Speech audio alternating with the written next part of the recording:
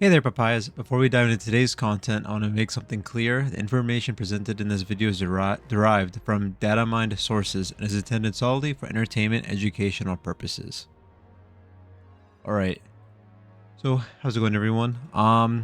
We got a new data mine out in r/predecessor data mining that is showing the pre-release Kwang abilities and stats. And I wanted to take a look and compare them with the old Kwang abilities that we have. So let's get straight into it. So I did take a few notes before getting really into it. So I'll simplify a few of the things real quick. The RMB, practically the same thing if you remember from Paragon. True damage with a shield instead of it seems like instead of armor and magic resist armor as well. So the Q is a tether duration of 1.5 seconds compared to it would in Paragon it would change based on level. And then Gift of Heavens might now be an ability swap depending if the sword is in hand or not, or just a passive attached to an ability. The E is, I believe that's new because the E used to be the passive. So the E is some sort of dash plus a stun on impact. The ultimate is basically the same exact thing. And the passive is some sort of empowered basic attacks.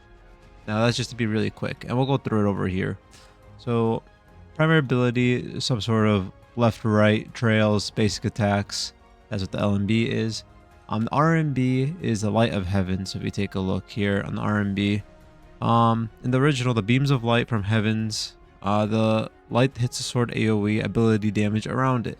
The light that hits Kwang gives him basic armor and ability armor. On here, I'm not seeing anything except for a shield. So it looks like on the actual ability, we may only be getting a shield and then getting a true damage bonus.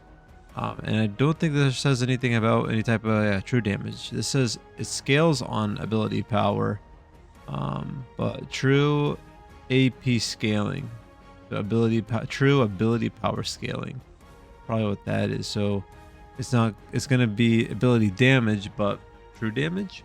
Maybe there's something that we're going to see through that. So on the Q, the Judgment of the Heavens. Before Kwang throws his sword to the heavens, the sword deals ability damage and interrupts abilities upon landing. Enemies hit will be tethered to it from 2 to 3.5 seconds. The sword remains planted in the ground until the next basic attack or ability is re-triggered, recoiling the sword, or it will break the enemy tether. And here we're basically seeing the same exact thing, just with a tether duration that's constant throughout. It's going to be a long tether with how overall small the map is, taking a look at the old Paragon videos.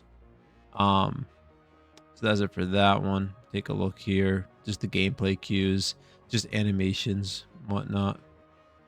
So here's Gift of Heavens, which isn't necessarily shown.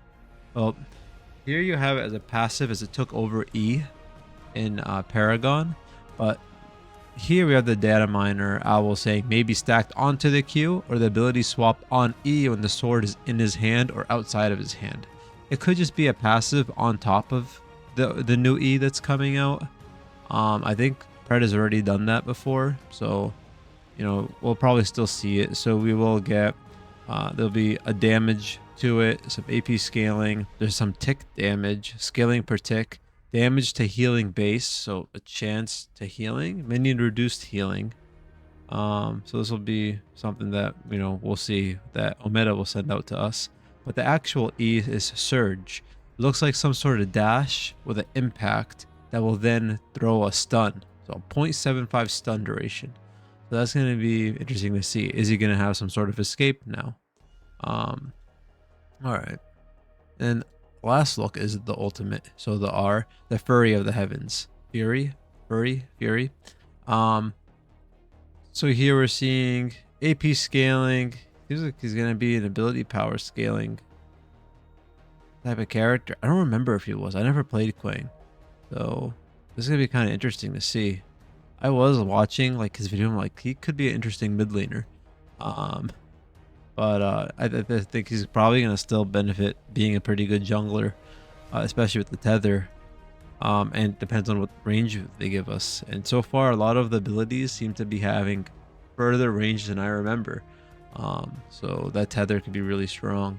But right here, Furry of the Heavens in the original and Paragon, Kwang spins his blade, dealing ability damage and applying 40% movement speed slow. This did take time to actually cast. I think there was like a 0.5 second channel. And I don't know if we're getting a channel here. Teleport after image, rising sword, charge up.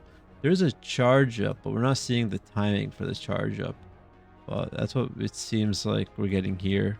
Then the passive Strike of the Heavens, which I don't know if it shows Strike of the Heavens here. I was watching the video, but it seems like another some sort of, I think it's like an powered basic attacks and some sort of stacks. So curious to see, yeah, empowered basic attacks, maybe some sort of stacking. Hit them every time you hit them, you increase your damage or something. That's it for the overall kit that we're seeing with Kwang. His base stats, here they are. They're very similar to Greystone's base stats. So overall, it does look to be pretty reasonable. And yeah, so that's it. This is the data mine that we got from, let's share the name, from Owl, late Owl Who.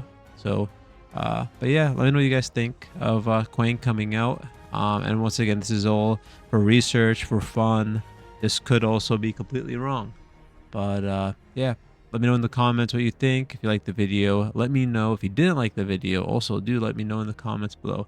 And I'll catch y'all in another video. Have a good one. Peace.